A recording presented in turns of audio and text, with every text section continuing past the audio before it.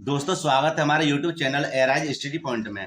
दोस्तों आज एक प्रश्न मैं हल कराऊंगा और एक प्रश्न आपको होमवर्क में दूंगा और इसका आंसर मुझे कमेंट बॉक्स में देना।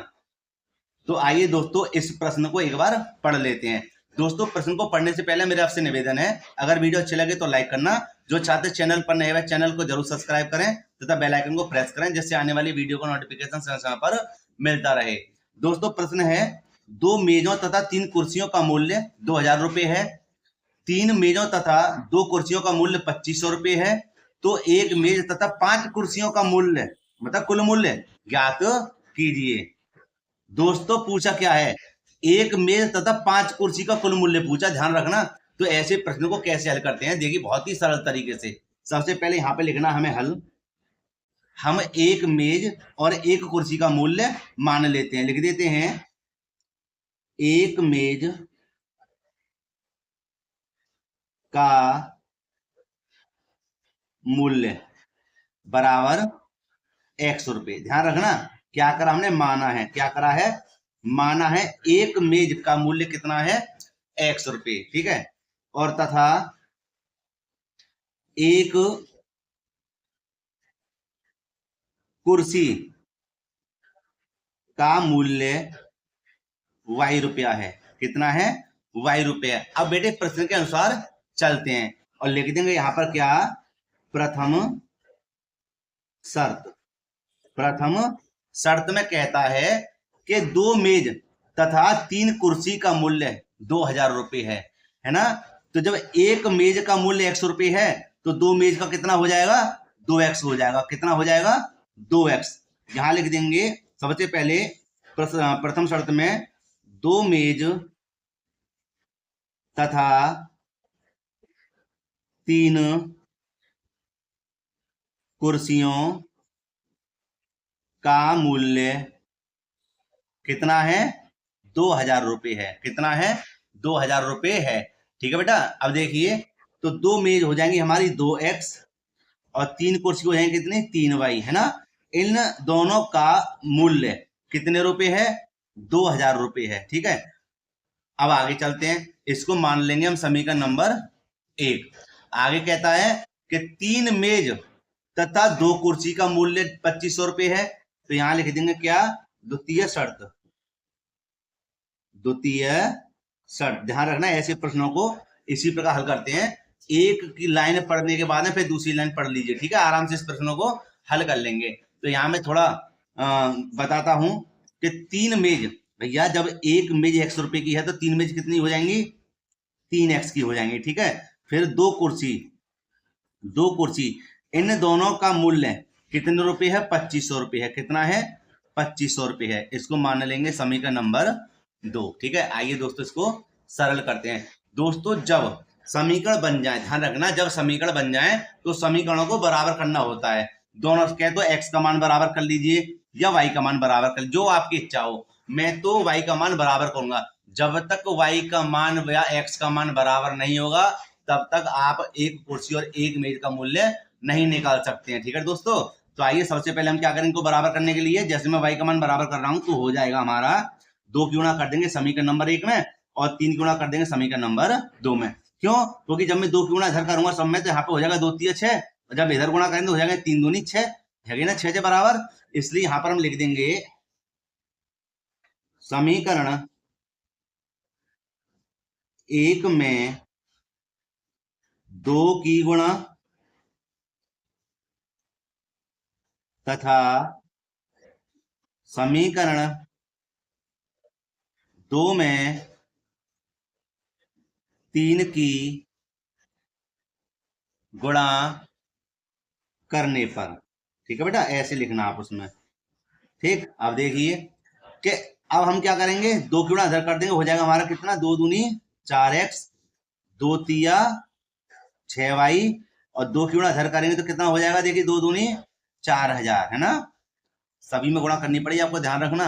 समीकरण नंबर 3 बन जाएगा ये।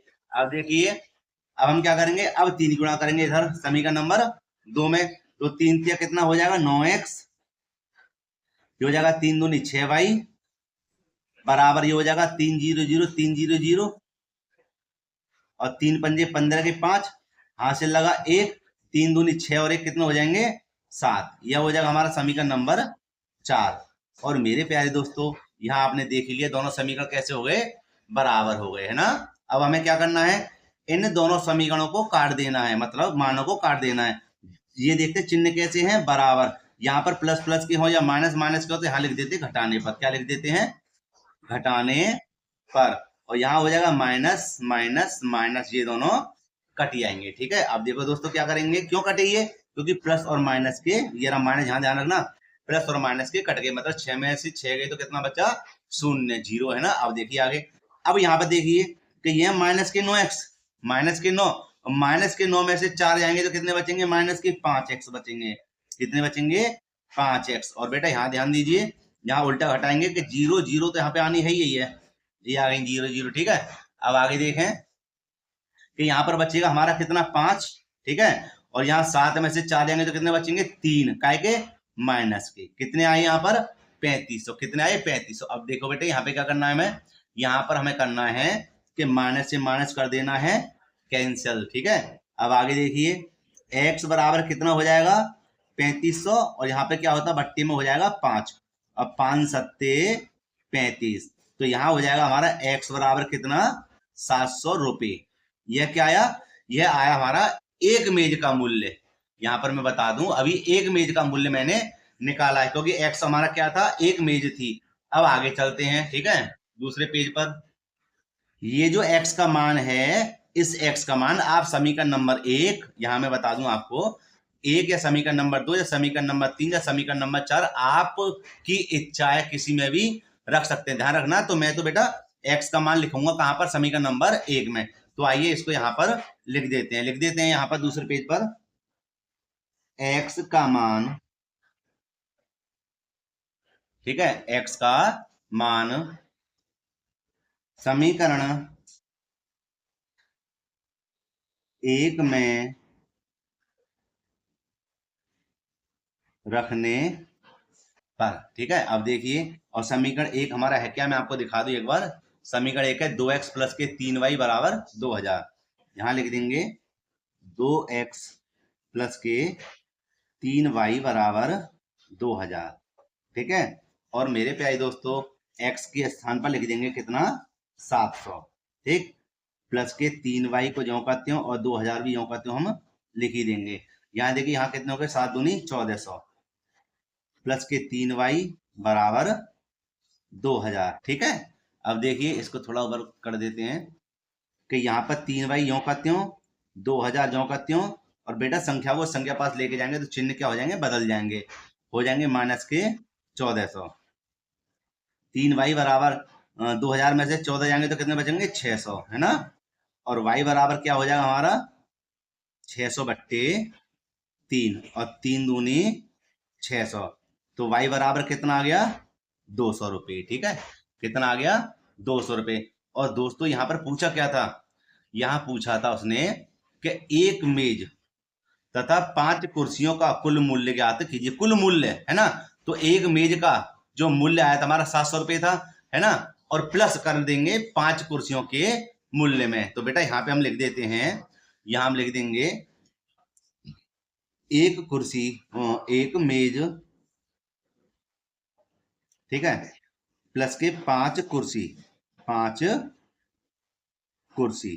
ठीक है, तो देखो यहाँ पर हम कैसे लिखेंगे इसको, एक कुर्सी हमारी कितनी थी, देखिए कितना निकला था 700 रुपये, है ना।